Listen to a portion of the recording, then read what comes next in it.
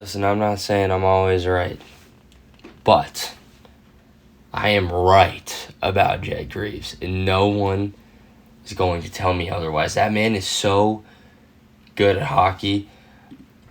By the way, I just want to say I've been saying it. We all know I've been saying it. Let's take you through it. Let's show you the proof about Jed Greaves. Jed Greaves, 951 tonight. 951. 41 shots against, 39 saves, 2 goals against. He is simply him. There's no other way to even put it. He's so good. And I said it back then. I've been saying it. I said we'd have like 4 or 5 more wins if he's just been playing all season. He should be playing 30 games a year. I don't know why he's not. Doesn't make any sense. He's not doing it. I don't know why. I'll never know why he's not. I will say he does have his issues. Stuff he can't really overcome, like his height. He did get beat high tonight. Pretty good. But it doesn't really matter when you're putting on, 39 saves a night and a 914, by the way, in 7 games this year. He's got a 914. I just simply don't see how you could continue to play Tarasov and honestly Merzlikins when every time Jed Greaves comes up. Like, he's simply better than the other two. It's nothing really even against Tarasov and Merzlikins. It's more just Jed Greaves plays so well, and he has played himself into at least getting a shot. I mean, his last 3 games were 969, 900, and then 951. He's getting better with time. Like, he's getting better. That's what's crazy. It's not like they're figuring him out. He's getting better as he's playing more games. I don't know. I think he needs to keep playing, and I think they're doing him and the Jackets, honestly, a huge disservice by not playing this man more often. But I guess we'll talk about the game, though, because it wasn't looking great at the start. The Jackets went down early, 2-0 in the first period. It was looking a little murky there for a minute. I was honestly thinking maybe I spoke too soon on the young fella, because he let two pretty quick ones go by him, and I was like, uh-oh.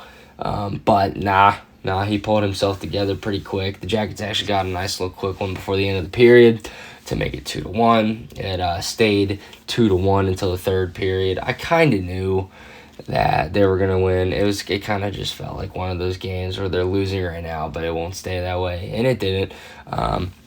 Tied it up 2-2, and then made it 3-2 on the power play. Big Boone Jenner. That man knows how to score goals. I'll tell you what, James Van Riemsdyk, I said it. I thought it was dumb they took him out at all anyways. And breakaway goal. How old is he? 36, dude? That man should have no legs left, and he scored a breakaway goal tonight.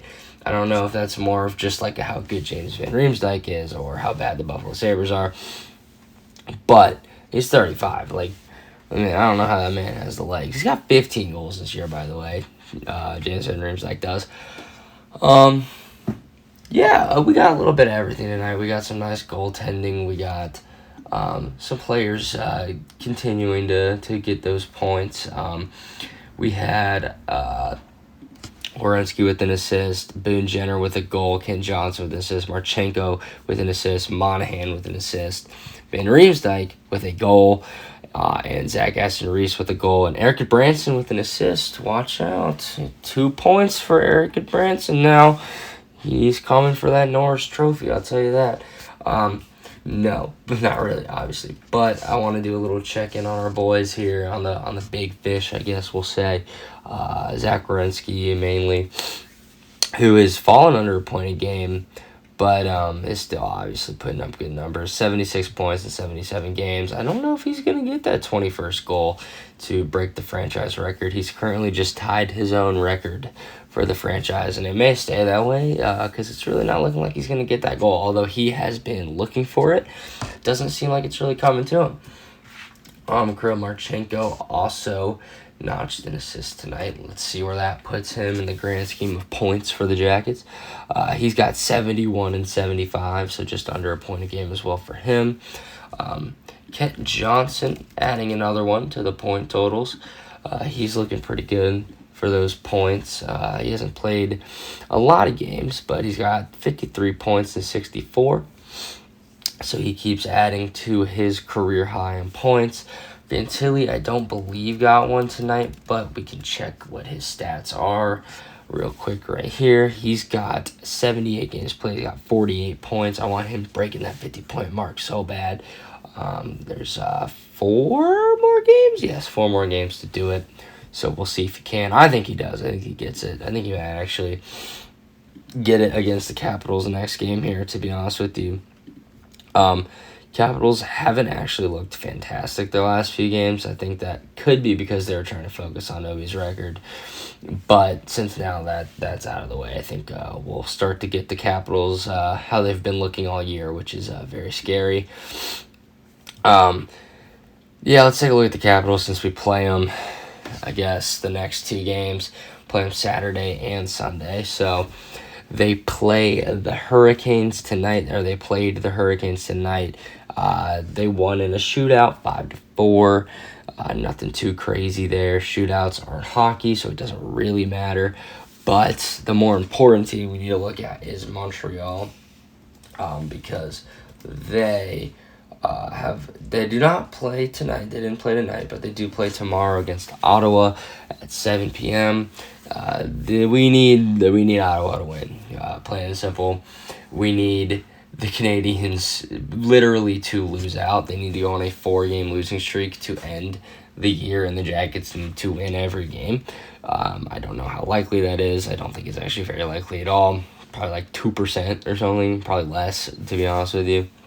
Although the Jackets did take possession of 4th place in the Metro tonight, so they are currently the next team up, but it's not looking great. Senators I have faith in, actually. I also have faith, funny enough, in the Maple Leafs, but the Blackhawks, I think they steamroll the Blackhawks, and I think they beat the Hurricanes because Hurricanes are the last game of the year, and they have that playoff spot wrapped up, so I don't think they'll be starting a lot of their players. So I don't think the Jackets will get in this year, but I've been saying it. I still think they'll get in next year. So we're called this year a great and nice improvement, but I think there's more to improve on, and I think that can be said, or I think that can be done with just the goaltending position, quite frankly. Literally, I think, like I said so many times, that they could probably have had 4, maybe 5 more wins if Jack Greaves started 7 or 8 more games this year. So, again, it's a little disappointing that they aren't going to be in the playoffs considering the run, or not the run that they had, but the season they had, considering everything they've had to deal with this year. But it's all right. It's a nice improvement. I'm going to keep saying that because I don't really know what else to say, because they're not going to make it, but no one really expected them to be here anyways. So I am going to be happy about the win tonight. I am looking forward to Saturday and Sunday, and I have no expectations. I'm going to keep my expectations very low. I do want the Canadiens to lose out. I would love for the Jackets to win out. I'm realizing how unrealistic that is probably going to be. Funny enough, I have more faith in the Jackets winning out than I have in the Canadiens losing out. So I actually think if the Jackets, all they needed to do was win out, I actually think it'd be very possible. But I don't think it's possible if the Canadiens lose out. So that's all I got for today. A daily reminder that Jack Greaves is the best goalie for the Blue Jackets, and will probably continue to be. And they should keep starting him.